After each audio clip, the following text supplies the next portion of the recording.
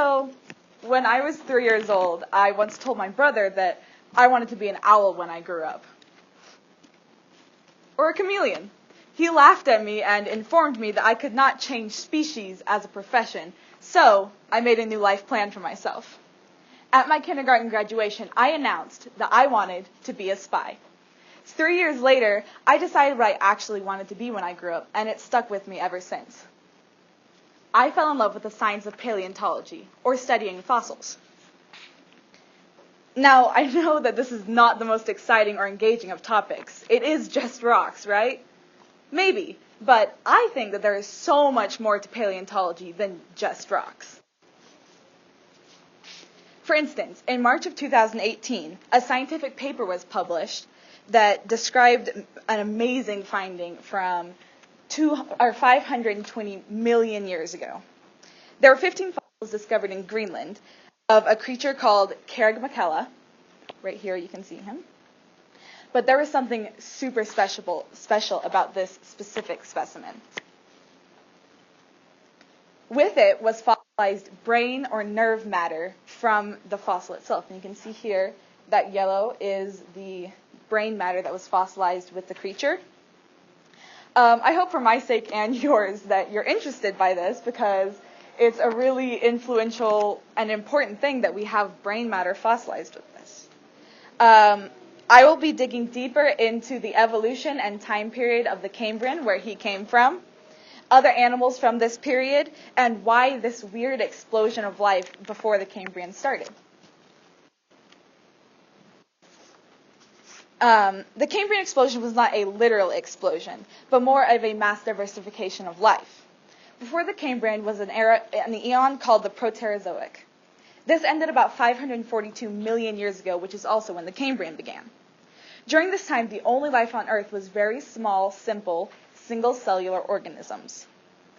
Between these different species of life, there wasn't much variety. They were basically all the same. The fossil record gives evidence that life likely began between 3.5 to 3.7 billion years ago. Some of the first fossils and life on Earth were stromatolites, as you can see here. Stromatolites are unicellular organisms that form together to make dense mats that grow up from the ocean floor. Stromatolites were also the first life to produce oxygen as a byproduct, which is obviously very major in the evolution of oxygen-dependent animals, which came into play about the time of the Cambrian. About 700 million years ago, new life emerged, herbivorous eukaryotes, as you can see here. Herbivorous eukaryotes means that they are animals that have membrane-bound organelles inside of their cells.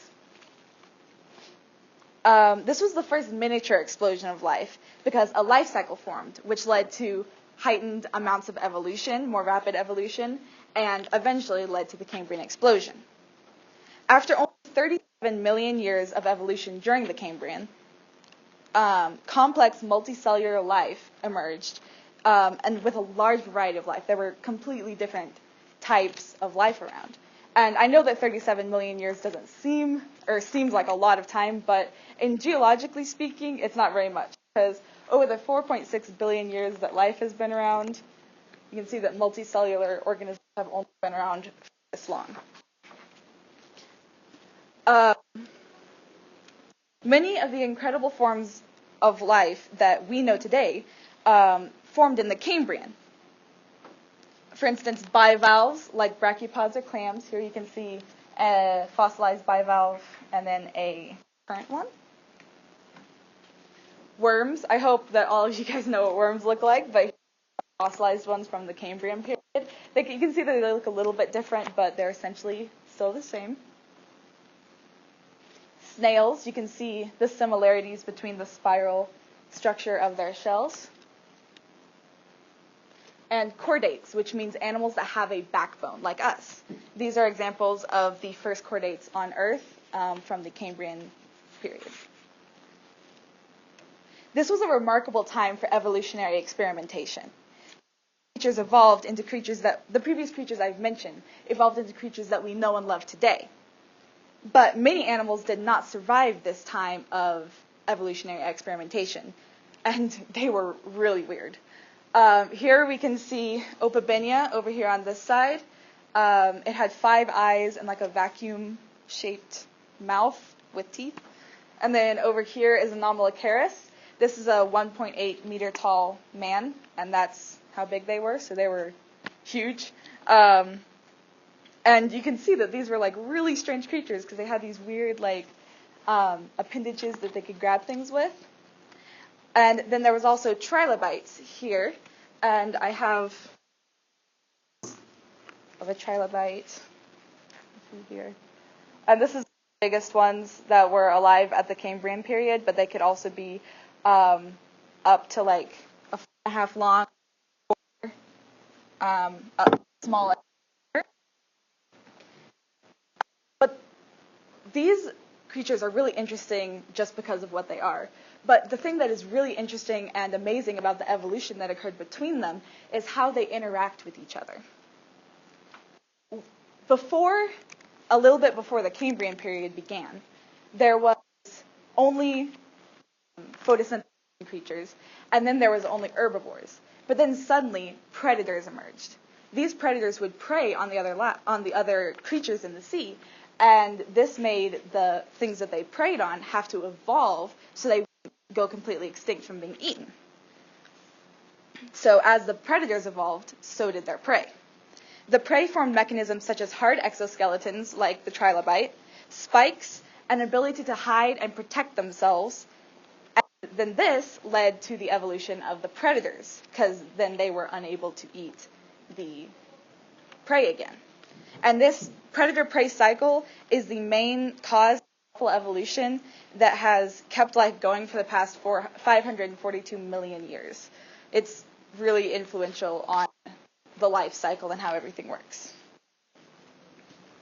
Now, scientists have argued over the possible causes for this abrupt explosion of life that took place at the beginning of the Cambrian period.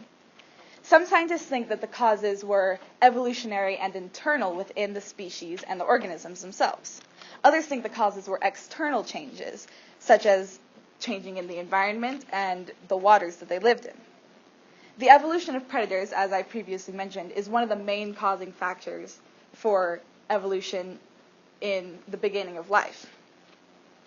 Evolution had perfected the inner workings of complex life as well, which made it easy to find what worked and keep it going that way, because it took a long time to actually find what worked and what would survive. This also made for more stable, high-functioning creatures that could get bigger and grow stronger. There are also external factors like the photosynthesizing stromatolites, which put an abundance of oxygen into the atmosphere and therefore the water as well. This allowed animals to have more ways to move and also more complex body structures. Furthermore, there was a mini mass extinction right before the Cambrian of the first eukaryotes, and this led way to biological positions that needed to be filled. They're called niches.